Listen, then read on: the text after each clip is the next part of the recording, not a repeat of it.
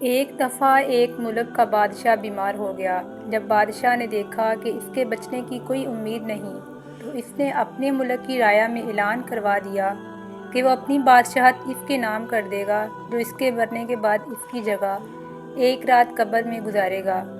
سب لوگ بہت خوف زدہ ہو گئے اور کوئی بھی یہ کام کرنے کو تیار نہ تھا۔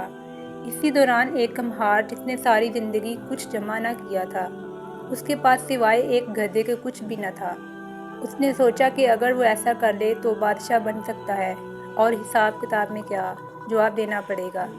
اس کے پاس تھا ہی ایک گدھا اور بس، تو اس نے اعلان کر دیا وہ ایک رات بادشاہ کی جگہ قبر میں گزارے گا۔ بادشاہ کے مرنے کے بعد لوگوں نے بادشاہ کی قبر تیار کی اور وعدے کے مطابق کمہار خوشی خوشی اس میں جا کر لیٹ گیا اور لوگوں نے قبر کو بند کر دیا۔ کچھ وقت گزرنے کے بعد فرشتے آئے اور اس کو کہا کہ اٹھو اور اپنا حساب دو۔ اس نے کہا بھائی، حساب کس چیز کا؟ میرے پاس تو ساری زندگی تھا ہی کیا، کچھ بھی نہیں سوائے ایک گدھے کے۔ فرشتے اس کا جواب سن کر جانے لگے، لیکن پھر ایک دم رکے اور بولے ذرا اس کا نامہ اعمال دیکھو، اس میں کیا لکھا ہے؟ بس پھر کیا تھا؟ سب سے پہلے انہوں نے پوچھا ہاں بھئی، فلاں فلاں دن تم نے گدھے کا ایک وقت بھوکا رکھا تھا۔ اس نے جواب دیا۔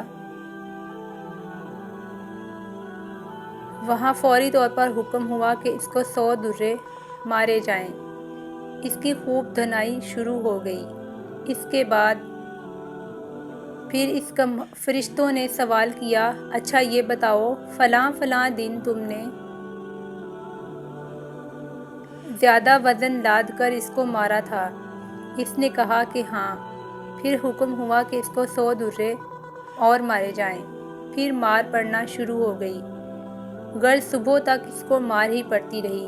صبح سب لوگ اکٹھے ہوئے اور قبر کشائی کی تاکہ وہ اپنے نئے بادشاہ کا استقبال کر سکیں۔ جیسے ہی انہوں نے قبر کھولی تو اس کمہار نے باہر نکل کر دوڑ لگا دی۔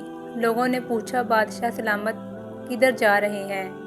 اس کمہار نے جواب دیا او بھائیو، پوری رات حساب کتاب میں گزر گئی، ایک گدھے کا حساب نہیں دے سکا تو پوری رعایا اور ملک کا حساب کس طرح سے دوں گا؟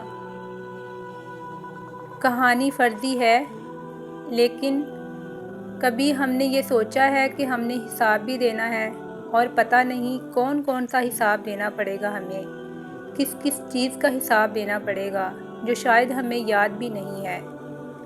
اللہ ہم سب کو اپنی آخرت کی تیاری کرنے کی توفیق عطا فرمائے، آمین یا رب العالمین۔